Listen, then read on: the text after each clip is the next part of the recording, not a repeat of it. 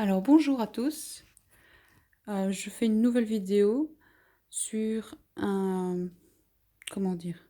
Un petit rangement qui normalement sert à mettre, des petites affaires derrière une porte, et ici j'ai décidé de le faire en voile, enfin en rideau, pour mettre mes savons à sécher. Alors j'ai passé donc dans un vieux rideau un cintre et je suis en train de faire des poches.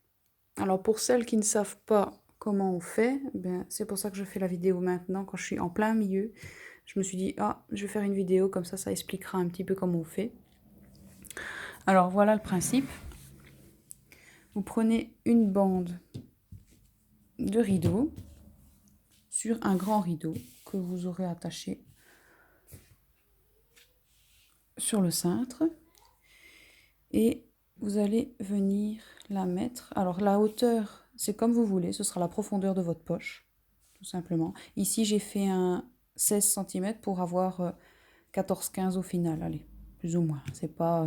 Alors, je me suis pas embêtée, parce que je viens seulement de me rendre compte pour cette partie-ci, que je n'ai pas cousu le bord, mais tant pis, ma fille dort, il faut que j'avance, donc ce sera des poches. De toute façon, c'est pour faire sécher des savons, donc c'est pas grave.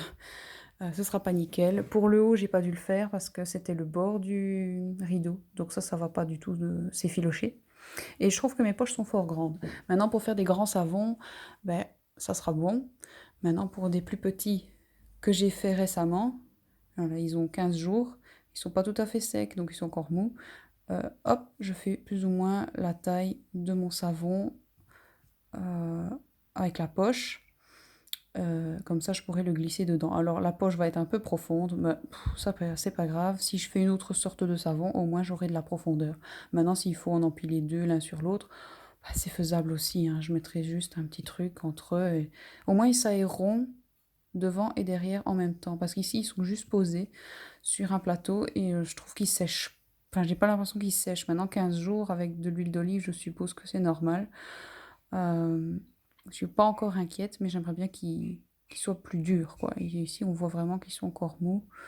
Euh, Ça m'embête un peu.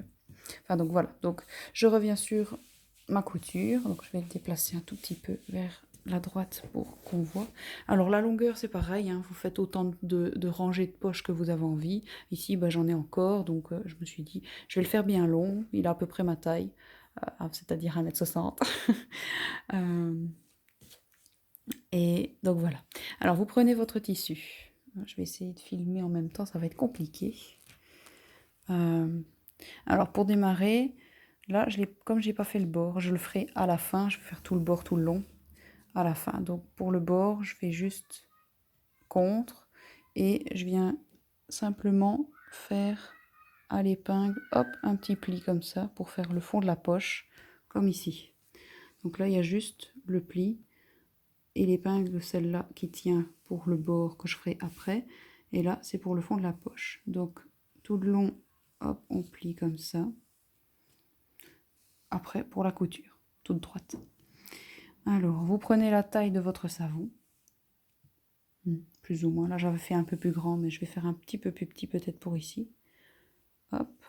Et vous venez faire un pli.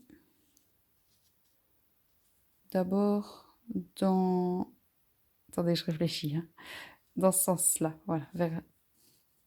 Dans ce sens-ci. Et puis l'autre à côté, lui, il est dans l'autre sens. Donc, comme ceci. Hop. Comme ça, ils sont l'un à côté de l'autre. Et ça vous fait un bord comme ça, là. C'est ce qui va donner de la profondeur. Enfin, plutôt de la largeur. Ou non. C'est de la profondeur. Non, profondeur, c'est ça. Enfin, bref. De la taille à votre poche. Je vais y arriver. Voilà. Et donc, vous épinglez. Hop, hop. Une fois que vous avez fait toutes vos longueurs, on vérifie qu'on a bien fait les plis à chaque. Donc ici, hop, vous rentrez tout vers l'intérieur et vous mettez à chaque fois une épingle pour passer à la machine. Une traite. Vous passez là tout le long à la machine. Voilà, juste ça. Vous enlevez vos épingles horizontales à ce moment-là. Et après, vous passez juste une couture entre les deux ici. Juste une. Ça va vous donner ceci. Voilà. Et comme ça, après, vous n'avez plus qu'à enlever les épingles qui sont mises là et là. Et là et là. Et ça va vous donner la profondeur de la poche. Comme ça. Voilà. Et après, bah voilà, il ne reste plus qu'à faire tout le tour. Donc vous faites ça à chaque poche, hop, entre chaque pli que vous avez fait. Pour que ça fasse vraiment quand vous allez... Je vais en prendre un plus mieux fait. Vraiment enlever. Voilà, il ne restera plus que la couture droite qui a été faite en première. Et puis cette couture-ci qui a été faite après. Une, deux... en fonction du nombre de poches que vous aurez fait. Voilà.